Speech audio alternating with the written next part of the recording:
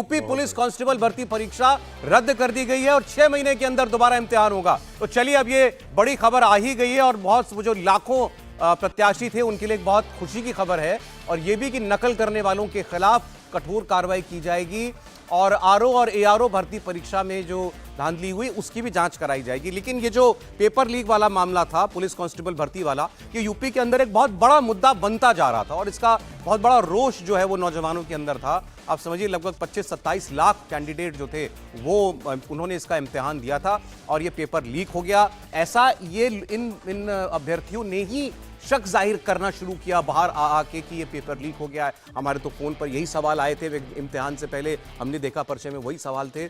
ऐसे करते करते करते जब इसका शिकायतों का एक मोमेंटम बनने लगा, उसके बाद पुलिस ने, योगी सरकार ने इस पर एक जांच भी बैठाई थी और जांच में ये सारे सबूत जो हैं वो उस कमेटी को दिए गए थे। और उसके बाद अब आखिरकार इस निर्णय पर पहुंच गई है यूपी की सरकार कि कुछ धांधली हुई है, कुछ तो गड़बड़ हुई है, पेपर जो है पर्चा शायद लीक हुआ है। अब कुछ सवाल हुए हैं, कोई सेट हुआ है, पूरा पेपर लीक हो गया था, एक पारी में हुआ, 2 पारी में हुआ, ये अब मतलब नहीं है। लेकिन हाँ, कुछ पेपर तो कुछ पार्ट ऑफ द एग्जाम वो लीक हो गया था, इसलिए अब ये इम्तिहान दोबारा कराया जाएगा। ये एक राहत की खबर भी है यूपी के उन तमाम अभ्यर्थियों के लिए जिन्होंने इम्तिहान दिया था, और एक सबक भी है सरकार के लिए कि ऐसे इस संगठित माफिया पर, पेपर लीक के माफिया पर अगर आप पहले से कार्रवाई नहीं करेंगे, हर पेपर लीक के बाद हम कोई कमेटी बना करके कहेंगे कि हमने ये 10, 20, 50 लोग पकड़ लिए, तो उससे काम नहीं चलेगा। इस माफिया की कमर आपको तोड़नी पड़ेगी। और ये केवल कोई उत्तर प्रदेश की बात नहीं है, ये हर राज्य में ऐसा हो रहा है। कांग्रेस पार्टी के राज्यों में भी ऐसा होता है। राजस्थान में काफी बड़ा इशू रहा था, बहुत सारी परीक्षाएं वहां पर तो एक के बाद एक लीक हुई। बिल्कुल बिल्कुल बिल्कुल। अच्छा, इससे जुड़ी हमारी अगली खबर भी थी,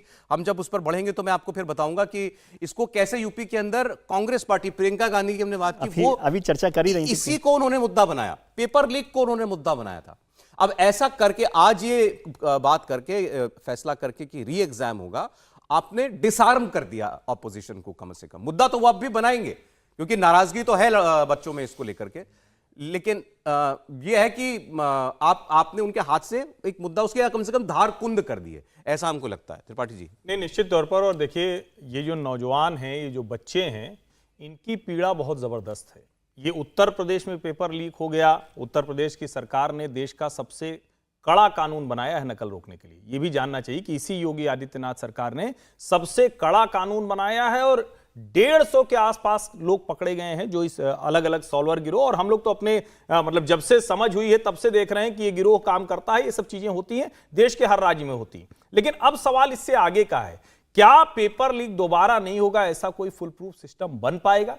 ये आपने पेपर रद्द कर दिया, फिर बच्चा तैयारी करेगा, फिर उसी तरह से ट्रेन में, बस में लद कर जाएगा। उनकी चिंता, उनकी पीड़ा बड़ी है। वो साल, 2 साल, 3 साल तैयारी करते हैं, उस तैयारी के बाद वो पेपर लीक हो जाता है, फिर से होती है। और कई बार तो ये होता है, सब कुछ ठीक हो गया तो कहीं धांधली का आरोप लग गया, सब कुछ ठीक हो गया, नियुक्ति पत्र की बात आ गई तो कहीं हाई कोर्ट में चले गए, सुप्रीम कोर्ट में चले गए। मुझे लगता है ये पूरी तरह से जो रोजगार का मसला है, इसको ट्रांसपेरेंट बनाने की जरूरत है और ऐसे लोगों के खिलाफ ऐसी कार्रवाई होनी चाहिए कि दोबारा उदाहरण बने, कोई हिम्मत ऐसी न कर पाए। ये स्वागत योग्य फैसला है। अब एक तो भर्ती कम निकलती है अब आजकल, इतने निकले और उसमें ये होने लगे। नहीं, आपने जो बात कही ना वो बहुत महत्वपूर्ण है कि ये जब मामला आ गया और सरकार ने एक्शन ले लिया, लेकिन हमेशा कैसे हो सकता है पेपर लीक को रोकने का लीक प्रूफ एक कोई मैकेनिज्म बनाना चाहिए, क्योंकि ये बच्चों के भविष्य की बात है। और आपने जो बात कही कि आजकल वैसे ही नौकरियां कम निकलती हैं, उसमें नौकरियों में पहले पेपर लीक हो जाए, पेपर यदि लीक नहीं हुआ है तो फिर अब इंटरव्यूज़ में गड़बड़ी होती है, फिर नियुक्ति में होती है। एक उदाहरण अभी मुझे याद है, हमारे एक मित्र हैं,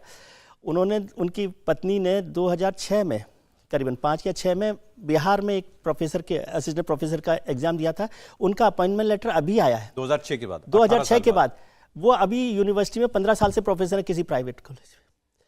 तो इसलिए बहुत सारी मैकेनिज्म के झोल हैं जिन पर भी सरकारों को काम करना चाहिए। और ये असली मुद्दे, हालांकि ये कोई मुद्दे नहीं बनाता। अभी प्रियंका जी इसलिए कर रही हैं क्योंकि यूपी में पेपर लीक को लेकर थोड़ा सा इलेक्शन को हुआ है, लेकिन ज़्यादातर पॉलिटिकल पार्टीज ऐसे महत्वपूर्ण इशूज, सेंसिटिव इशूज़ को कोई बड़े तरीके से इशू नहीं बनाती। योगी जी को भी बधाई देनी चाहिए कि जिस तरह से उन्होंने एक्शन इस पर लिया है। और आपकी बात ठीक है कि अब उसको अपोजिशन के लिए कुंद हो गया मुद्दा। नहीं, इसमें एक चीज में हालांकि प्रियंका जी, यूपी का आपने कहा, उत्तर प्रदेश में लोक सेवा आयोग, अधीनस्थ सेवा आयोग, माध्यमिक सेवा चयन आयोग, उच्चतर सेवा चयन आयोग, इन सब में धांधली होती थी और उसके खिलाफ भारतीय जनता पार्टी ने जबरदस्त आंदोलन किया था। अनिल यादव उत्तर प्रदेश लोक सेवा आयोग के अध्यक्ष थे, उनके खिलाफ चार्जशीट निकाली थी और पूरे प्रदेश का नौजवान उसके साथ खड़ा हुआ था, जुड़ा था। मैं बार बार कह रहा हूं, मुद्दे उठाते वक्त आपको ये ध्यान रखना पड़ेगा कि आप सिर्फ सरकार पर तंज कसने भर के लिए न दिखें, आप सचमुच उनके साथ खड़े दिखाई दें। और मैं तो एक ही बात कह रहा हूं, जैसे मोदी जी निर्णय लेते हैं, न प्रत्याशी पता चलता है हम पत्रकारों को, न कोई फैसला पता चलता है, न मंत्रियों की सूची पता चलती है, न सरकार का निर्णय। ऐसे वाला ही आप बना दीजिए मोदी जी परीक्षा के लिए भी, जिससे कि जब रोजगार की बात आए तो वो भी लीक ना हो। जैसे आपके यहां से कुछ लीक नहीं होता, तो इन आयोगों से, इन परीक्षा कराने वाली संस्थाओं से भी लीक ना हो, वो वाला मोदी मॉडल यहां भी लगेगा। अच्छा, मैं कल इस पर हम लोगों ने प्रोग्राम भी किया, खूब बताया था व्यूअर्स को इसके बारे में डिटेल में। अब ये कहा जा रहा है कि ये जो इसका पेपर लीक हुआ था, ये जहां पब्लिश होता है, जहां प्रिंटिंग होती है, वहां से ये पेपर लीक हुआ, तो ये तो और गंभीर बात है। एक ही सेंटर में जाकर सेंटर पर जाके उसको रोकना मतलब आसान काम है, और लीक बड़े टॉप लेवल से हुआ इसका मतलब। लेकिन ये अच्छा हुआ हर्षवर्धन जी की वजह से, थोड़ा सा मुझे सुखद लग रहा है। मेरा कभी यूपी के किसी बड़ी परीक्षा में सिलेक्शन नहीं हुआ तो मैं सोचा था मैं ही कमजोर, मुझे लग रहा है आपकी कुछ तो मैं ये बहाना एक्सक्यूज ले सकता हूं कि घोटालों की वजह से नहीं हो पाया। तो कोई परीक्षा दी ही नहीं। अच्छा, विशाल प्रताप सिंह हमारे सहयोगी जुड़ गए हमारे साथ। विशाल, बड़ा फैसला योगी सरकार का। सौरभ, निश्चित तौर पर ये बड़ा फैसला है क्योंकि 60,244 वैकेंसीज थी। 17 और 18 फरवरी को दो दिनों में 4 पालियों में पेपर हुए हैं और ऐसे में 17 फरवरी की सेकंड पाली का पेपर, 18 फरवरी की सेकंड पाली का पेपर पूरी तरीके से सवालों के घेरे में था। और कल शाम को जब प्रतिनिधि मंडल ने स्टूडेंट्स के और टीचर्स ने जाकर के भर्ती बोर्ड से मुलाकात की है, इंडिया टीवी के पास भी और सबूत मौजूद हैं जो बाकायदा व्हाट्सएप पे वायरल हुए थे, यानी कि शाम का जो पेपर था उसको बाकायदा सुबह ही सबके सामने आ गए थे, यानी कि पेपर लीक हुआ था, इस तरीके के सबूत दिए गए थे। और कल जब 10,000 से ज्यादा ईमेल्स पहुंचे हैं भर्ती बोर्ड के पास, तो भर्ती बोर्ड ने इसको न सिर्फ एग्जामिन किया है बल्कि स्क्रूटनी किया है और उसके बाद पूरा मामला मुख्यमंत्री योगी आदित्यनाथ के पास भेजा गया कि इस तरीके के सबूत हमको मिले हैं। तो सीएम की तरफ से फैसला किया गया है कि छात्रों के भविष्य से खिलवाड़ कतई बर्दाश्त नहीं किया जाएगा और यूपी एसटीएफ को इस पूरे मामले में जांच में भी लगा दिया गया है, क्योंकि कई गिरफ्तारियां इस मामले में पहले भी हो चुकी हैं। हालांकि कोई भी गिरफ्तारी पेपर लीक के संबंध में नहीं थी, लेकिन अब चूंकि सरकार ने इस बात को माना है कि जो सबूत दिए गए हैं वो कहीं ना कहीं पूरी परीक्षा के ऊपर कहीं ना कहीं सवाल खड़े करते हैं, तो अब से कुछ देर पहले यह फैसला लिया गया है कि यूपी पुलिस की जो भर्ती परीक्षा अब से कुछ दिनों पहले 17 और 18 फरवरी को पूरे उत्तर प्रदेश में हुई थी, जिसमें करीब 50 लाख स्टूडेंट सम्मिलित हुए थे। न सिर्फ उत्तर प्रदेश से बल्कि 6 लाख स्टूडेंट ऐसे भी थे जो कि प्रदेश के बाहर से आए थे, उन्होंने इस परीक्षा में शामिल हुए थे। तो अब सरकार की तरफ से फैसला कर लिया गया है सौरभ कि इस परीक्षा को रद्द किया जाएगा, यानी कि 4 शिफ्टों में जो परीक्षा हुई थी उसको रद्द किया जाएगा और 6 महीने के अंदर कठोर इंतजाम करते हुए पुलिस को, भर्ती बोर्ड को ये निर्देश दिए गए हैं कि इस बार किसी भी तरीके से कोई हीला हवाली ना होने पाए और जांच भी चलती रहेगी, गिरफ्तारियां जो होंगी वो भी सुनिश्चित की जाएंगी और 6 महीने के अंदर इस भर्ती बोर्ड की परीक्षा को दोबारा कराने के निर्देश दिए गए हैं उत्तर प्रदेश सरकार की तरफ से। एक पॉलिटिकली सेंसिटिव मुद्दा भी हो गया था, हमने देखा कांग्रेस पार्टी इसको उठा रही थी, प्रियंका गांधी वाड्रा ने आज इसका खूब जिक्र किया था।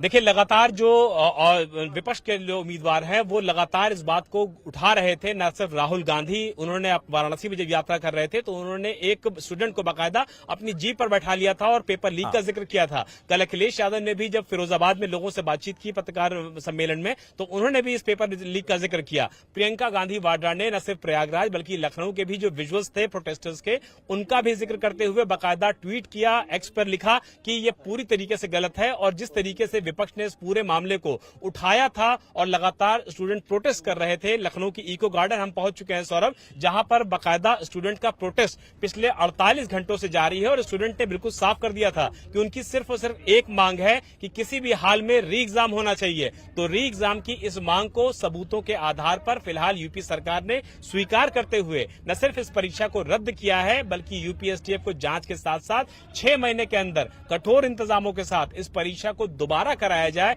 और छात्रों के भविष्य के साथ कोई भी खिलवाड़ ना होने पाए, ये फैसला कर लिया गया है सौरभ। क्योंकि जिस तरीके से 150 के 150 क्वेश्चन अगर मैच कर गए थे तो वो बिल्कुल साफ हो गया था कि परीक्षा का जो पेपर है वो बिल्कुल लीक हुआ है। और 147 क्वेश्चन के आंसर्स थे वो भी बाकायदा उसमें मेंशन किए गए थे, जो आंसर शीट छात्रों के पास आई थी, अभ्यर्थियों के पास आई थी। तो ये कहा जा सकता है कि ये बड़ा फैसला लिया गया है यूपी सरकार की तरफ से। और इको गार्डन हम सौरभ पहुंच चुके हैं जहां पर छात्रों का ये आप बात कीजिए वहां पहुंचकर विशाल, वो बातचीत भी हम लोग देखें, दर्शकों को दिखाएं। अब जाहिर है कि अब ये छात्र जो हैं खुश होंगे। बड़ा फैसला देखिए योगी सरकार ने कर लिया और 6 महीने के अंदर ये कांस्टेबल भर्ती जो परीक्षा ये दोबारा कराई जाएगी। लेकिन बहुत बड़े पैमाने पर इसमें लोग इन्वॉल्व रहे होंगे। जैसे वो बता रहे थे कि शाम का पेपर था, सुबह ही लोगों के फोन पर आ गया। सॉल्वर गिरोह की बात अभी बता रहे थे त्रिपाठी जी, मतलब बिल्कुल एक स्ट्रक्चर्ड गिरोह है।